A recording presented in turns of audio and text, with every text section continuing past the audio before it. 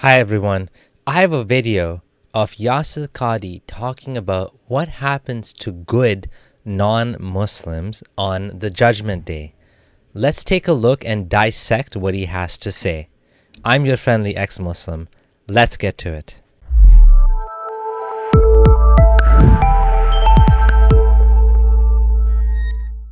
Question that is always asked about, well, I have good friends, I have good neighbors, I have relatives, I have people in my workplace, they are good people. Or maybe I don't know them, but there are a lot of good people in this world. What will happen to them in the akhirah? So first of all, he mentions that this question is asked all the time. Why is this question asked all the time? You might wonder, why is it that this question, Ya Sheikh al-Islam, Yasir Qadhi, great scholar that has studied. Why is it? He didn't tell us why. Well, there's a reason why, and it's a simple reason why. It's because that's our own human kindness that's coming out. We're wondering, how could it make sense that a God that is just and merciful would do such a thing to torture people just because they're not Muslim? So that question comes up all the time for a very good reason, right? So no one can ask Allah and challenge Allah in what Allah does. لا يسأل عما يفعل وهم يسألون. No one, لا يسأل عما, whatever Allah does, nobody can ask Him. He is not asked about what He does. This is what the Quran says. لا يسأل عما يفعل وهم يسألون. They will be asked about what they do. Get out of jail card. This is Allah's get out of jail card. I'm not going to be asked about what I do. You will be asked about what you do. But the thing is, the reason, again, why people are asking this question is because it doesn't make sense. It doesn't fit. It doesn't jive with our humanity. Our human tendencies are telling us that this doesn't make sense.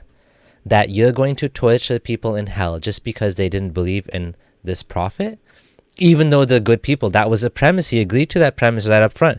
He said, these are good people, and why are they going to be punished? Oh, Allah's answer, Allah is not going to be asked what He does, you're going to be asked.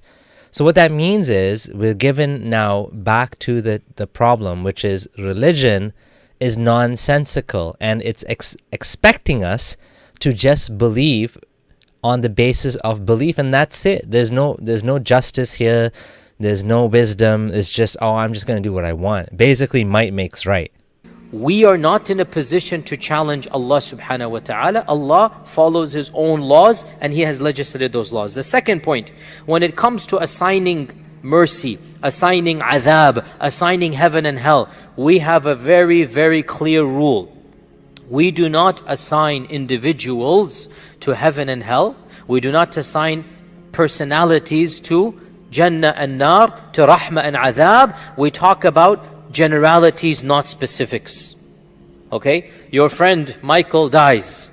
No one has the right to say if Michael died as a Muslim or non-Muslim, he's going to go to heaven, he's going to go to hell. No one.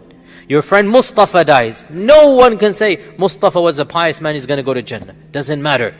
We are quiet about individuals except if Allah has said, تَبَّتْ يَدَ أَبِي لَهَبٍ وَتَبْ مَا أَغْنَ عَنْهُ مَالُهُ وَمَا كَسَبْ سَيَصْلَى what? نَارًا. We can say Abu Lahab is in nar because Allah says so.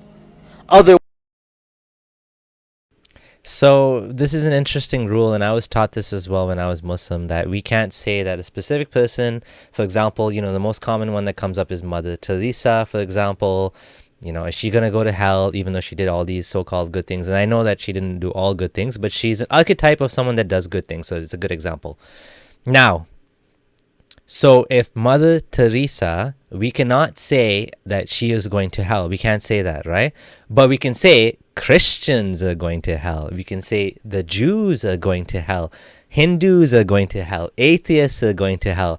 Every single other group, all of the misguided sects are going to hell. The sects of Islam, for example, the Ahmadi or whatever sect you believe, Ismaili, the sect that's not yours apparently, all the other ones, right? Like, out of all the sects, only yours will go to heaven, of course, right? And all the other ones will go to hell. So we're allowed to say that, but we cannot say specifically, except when Allah said, for example, Abu Lahab.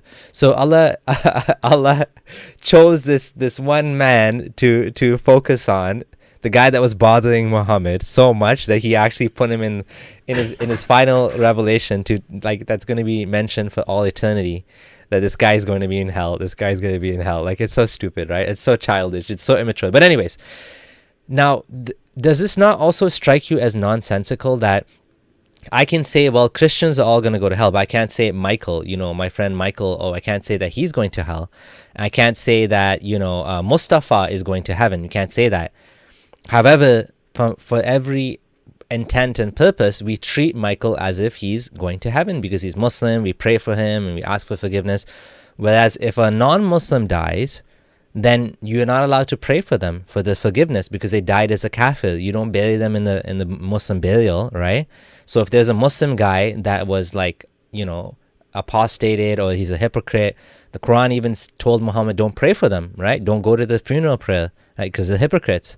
So that's interesting because now you have this thing where you're saying, well, we can't judge individuals, but you're treating them for all intents and purposes like they're hellbound, right? You don't pray for them, you don't ask for forgiveness for them, and this is a Sunni Islamic teaching that you cannot make dua for a disbeliever. And I had another video on this already. So anyway, so let's see what else he has to say, see if there's any more divine wisdom here, if there's any sense in this nonsense. We never assign any individual to any specific fate, but we speak in generalities. We speak with conditions. Those who believe and do righteous deeds will go to Jannah. This is generalities. Those who reject Allah will go to Jahannam. This is generalities. Yeah, again, this doesn't make any sense. So how is it that you can't say that, this so-and-so Christian dude, let's say the guy was like a practicing Christian and he was your neighbor and you invited him to Islam and he doesn't accept Islam. Well, the reason why Yasir Qadhi is saying this, and he's going to probably get to this, is because maybe there's an excuse he has, right? To be excused as to why he didn't accept Islam. That's interesting, right? So let's see what he has to say. Mustafa, Michael, who might have done this and that, we are quiet because we do not know what is inside of them. Okay? The third point.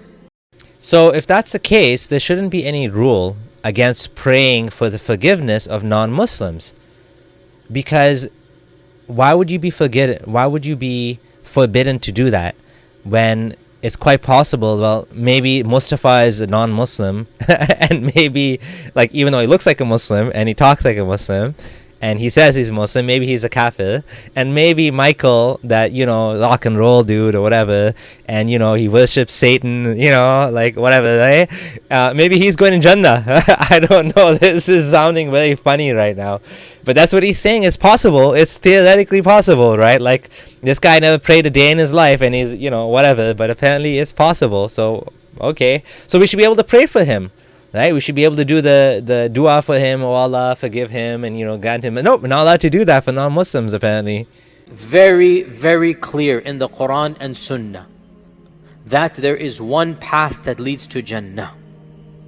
Inna deena indallahi al-Islam. The religion that is acceptable to Allah is al-Islam. Allah says in the Quran, قُلْ كُونُوا هُودًا أَوْ نَصَارَىٰ بَلْ تَهْتَدُوا بَلْ مِلَّةَ إِبْرَاهِيمَ حَنِيفًا وَقَالُوا كُونُوا هُودًا أَوْ نَصَارَىٰ تَهْتَدُوا.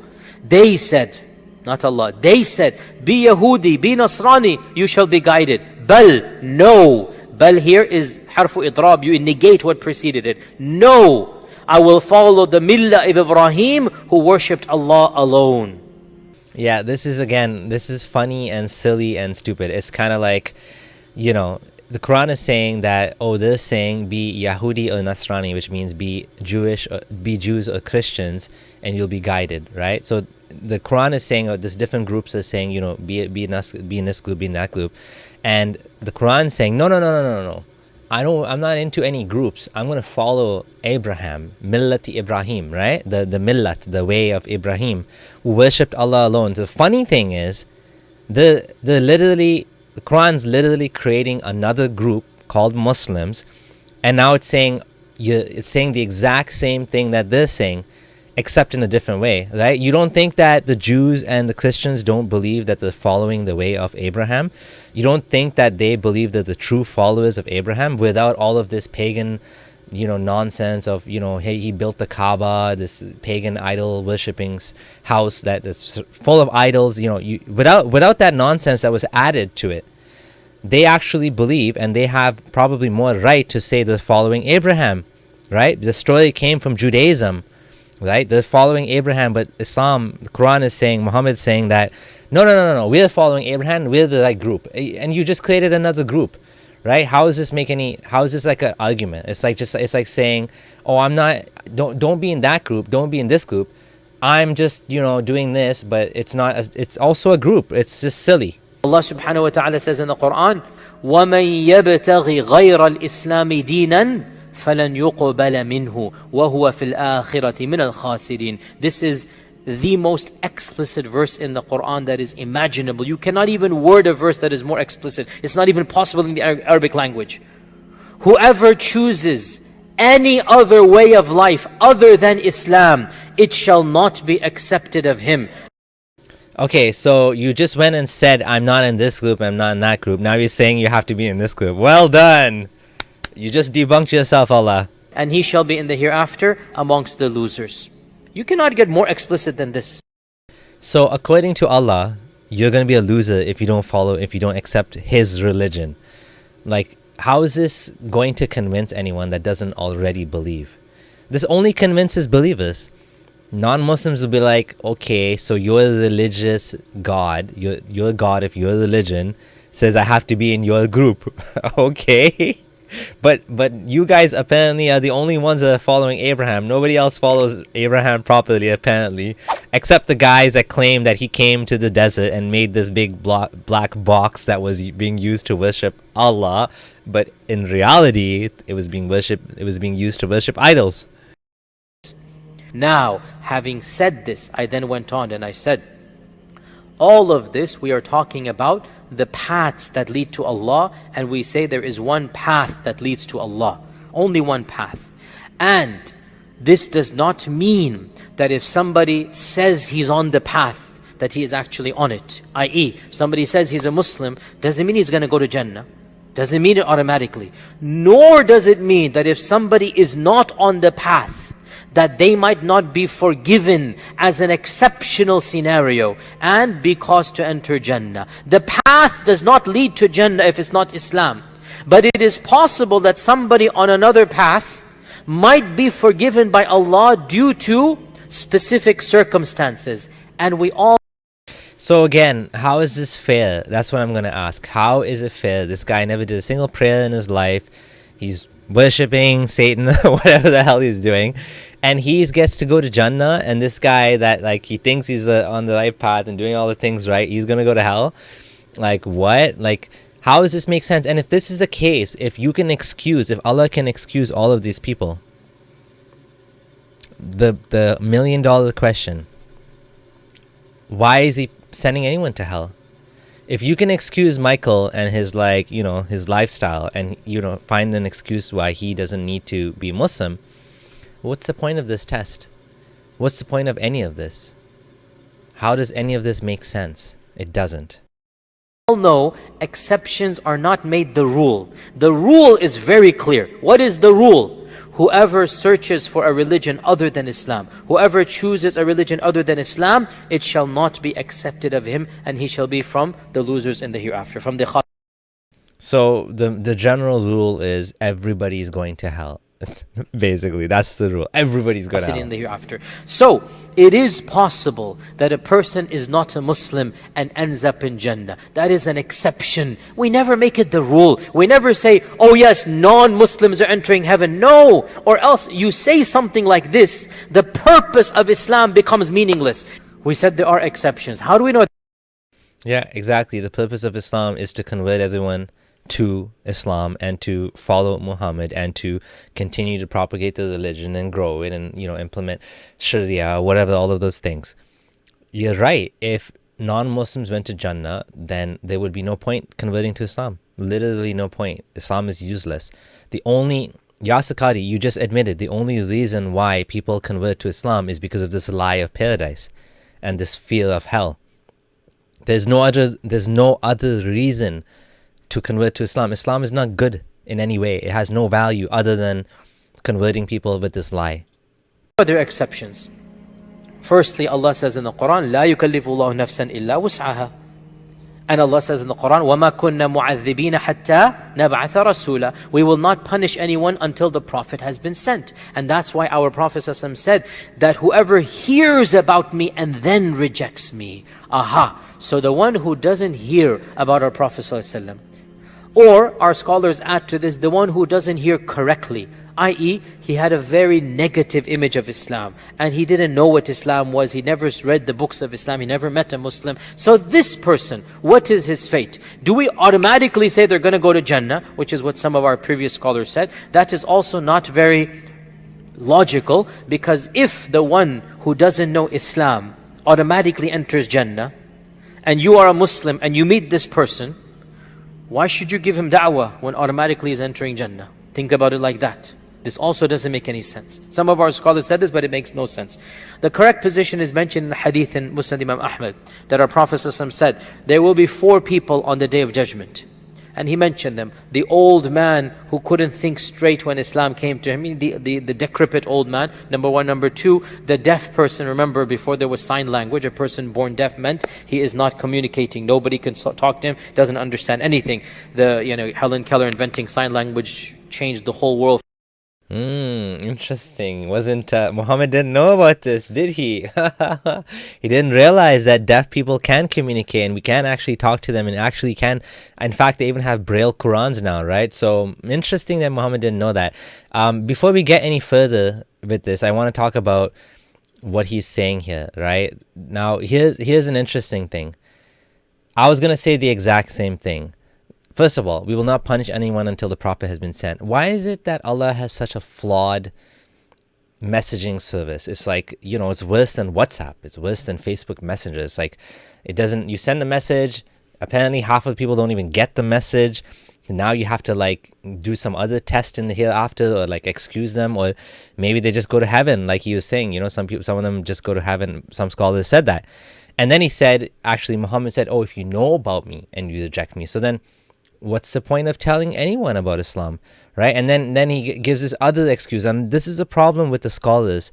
They go and they make the excuse like the default rule, meaning that the majority of people now are somehow excused because we don't know whether they got the message correctly, they didn't know what Islam was properly, whatever. So now the problem we have is that there's a bunch of excuses being used as to why this unfair, unjust rule of non-Muslims going to hell is now being excused, because they use all these excuses. He didn't hear about it correctly. He had a negative image of Islam. He didn't know what Islam was. What if he just didn't like Islam? Does that count? He never read the books of Islam. Okay, well, he read about Muhammad. I mean, how is this like an excuse when Muhammad used to go and used to send armies? He used to send his soldiers to a town, and then they would give them 3 options: convert to Islam, fight, or basically, pay jizya. So and in the letters, he used to say that if you don't accept Islam, you'll be responsible for all the people that don't convert to Islam under you. So, and that was enough just to give them a letter. It wasn't even like you had to go and preach to them and explain all the pillars of Islam. It was that simple. And this says, never met a Muslim. Okay, come on. Are you for real? You have to meet a Muslim to know about Islam nowadays? This is the modern world, right? So this is a problem. Some scholars have actually gone so far as to say that a kafir is someone, like Hamza Yusuf, for example, is someone that knows Islam to be true and rejects it. Now, who is this mythical person that knows Islam to be true and rejects it? The only person I can think of, so to speak, is Satan, Shaitan, Iblis. And he's a mythical creature that apparently he saw Allah and he's like, yeah, I don't like this thing. I don't want to bow down to Adam, whatever. Real people, who would reject God knowing God exists? Doesn't make any sense. And if they do, again, God made them that way, so it's God's fault. It wasn't their fault, right? It wasn't their fault at all. So anyways, like he's saying, not very logical. Since when was Islam logical? How is any of this stuff logical? None of this stuff is logical. It's all very arbitrary. It's all very made up. Yet he's saying, oh, this is not logical. Well, what's logical about any of this? None of this is logical. You're saying that, we don't know who's going to go to heaven, who's going to go to hell. Sure. Now we're saying that, make excuses for all of these excuses. That's supposed to be logical. And then, of course, this is a very good question. Why bother giving dawah then, right? correct position is mentioned in the hadith in Musnad Imam Ahmad that our Prophet ﷺ said, there will be 4 people on the Day of Judgment. And allowed them to communicate. Otherwise, for centuries and centuries, a person born deaf could not communicate with anything. And so there was... So interesting. So I wonder now, because this hadith says Day of Judgment. So this hadith is for all time until the Day of Judgment.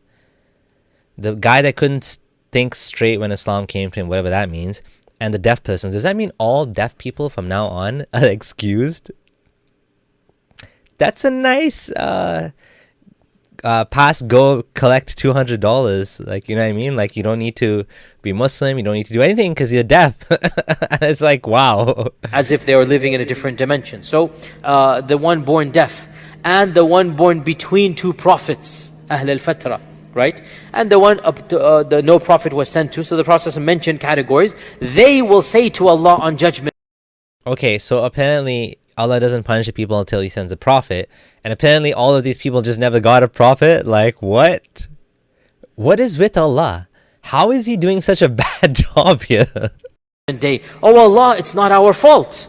And each one will give an excuse. So Allah will say, what if I had sent you a prophet and you saw the prophet? Would you have believed in him? Of course, on Judgment Day, what will they say?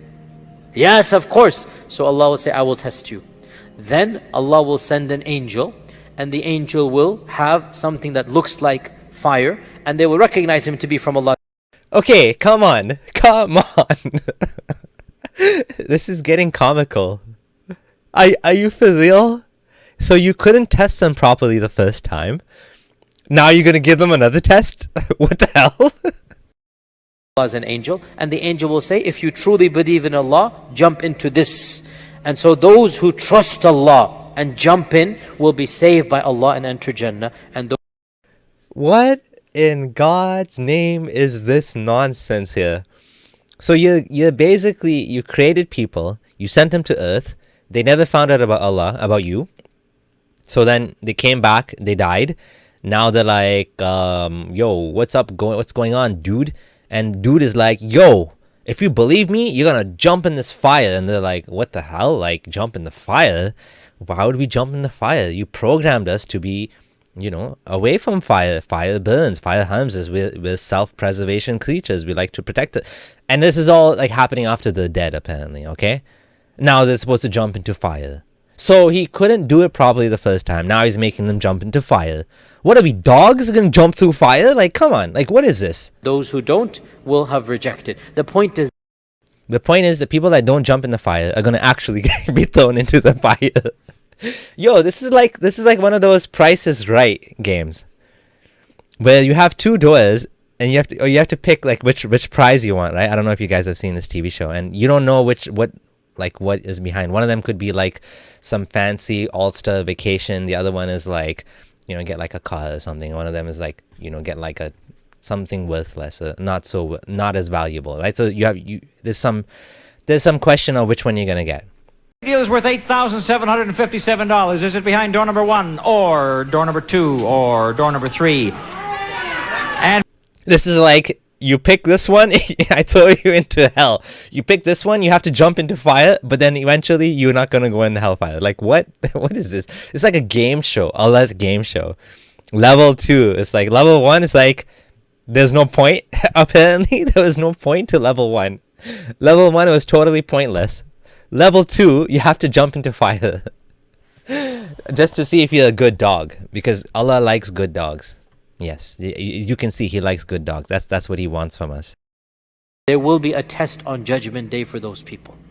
We can make qiyas upon this and say anyone who did not hear of Islam and lived in times and places where there was no access to Islam, that person will be tested on Judgment Day, no problem. Okay, bottom line, that this question, we understand why it's so relevant, people want to ask it, we understand why people get emotional, but at the same time, from a textual and logical and rational perspective, from a unanimous perspective, every single evidence of the Sharia and our common sense tells you, religions are either right or wrong, there's no middle path.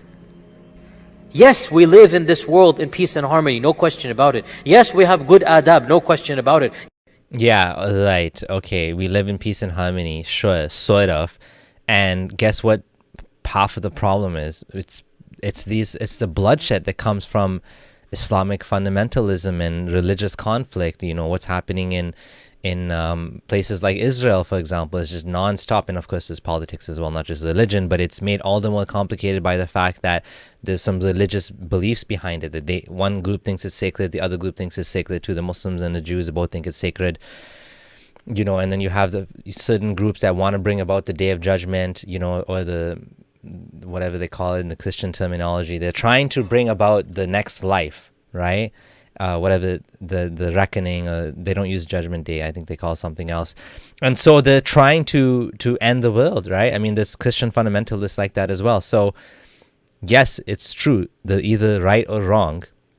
There's no middle path, and we live in peace and harmony, sort of, not made any better by religion. Yes, we are kind and merciful. I mean, fortunately, many of them are amazing people. But of course, the religious teachings are terrible and actually make so much suffering for no reason. Well, no question about it. But on Judgment Day, there is one religion that will be rewarded, and there is one religion that is correct. That you cannot both simultaneously be correct. Either it is okay to worship an idol, or it is not okay. Or maybe there's another option, Yasir Qadhi. Maybe it's not Hinduism or Islamic Christianity. You ever thought about maybe something else you missed? Either you bow down in front of Jesus Christ or you don't. Either you worship Allah or you don't. There is no middle ground. So we say, Inna Deena Indallahi al-Islam. He missed one option. I wonder why he didn't mention what was behind door number 3. No God. He mentioned Islam, door number 1, other religions, door number 2, but he didn't mention the third option. Isn't that interesting? He didn't even give it a thought, a second in this khutbah. And this is what we preach to the people. But we also realize there will be exceptions. There might be many exceptions, but we never make the exceptions into a what? Into a rule. We never preach the exceptions. Because when you preach the exception, you're negating the rule. Brother Michael must become Muslim, even though we don't know when he dies if he's going to go to Jannah or not go to Jannah. And maybe he will get excused if he's not Muslim and he didn't hear about the Prophet. But no. We have to tell him about Islam. We have to make his life miserable. We have to make him give up his job, give up his music, give up his drinking, and give up his girlfriend, and get married to a good Muslim pious woman, and maybe 4 wives even, you know, mashallah, not just 1 wife, but 4 wives. Brother Michael, he has to change his name to Mikhail now, okay? And he's going to have to change his career because he works in the pig farming industry or something like that. It's totally haram. Or maybe he even works for a convenience store, and not haram because they sell alcohol. Now Brother Michael's life is miserable, but at least he will go to Jannah. At least he will go to Jannah. Or maybe he'll go to Jannah. We don't even know. Yet apparently this is the most beautiful, logical religion. Wow. This is just amazing. You don't go and tell people, oh guys, don't worry, many people will be forgiven on Judgment Day. Go ahead and commit sins. I hate to say it. Does this not sound like taqiyya? Does this not sound like we're not gonna tell you, but actually maybe you don't even need to be Muslim? I mean, logically speaking, he's created this own problem for himself.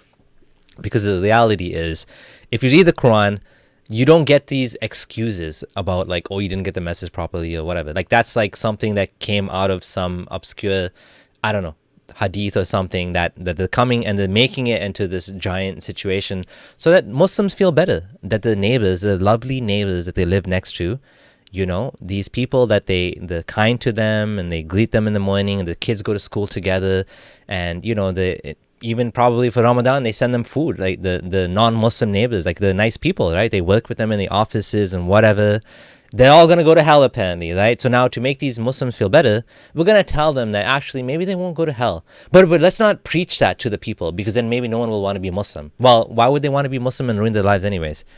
Is it going to make their lives better? Not really. They have good lives already, right? So instead of preaching to them, just leave them alone, right? And the same thing that atheists have been saying to Christians. Well, if preaching the message is going to make them hellbound, then just leave them alone. Don't tell them about it.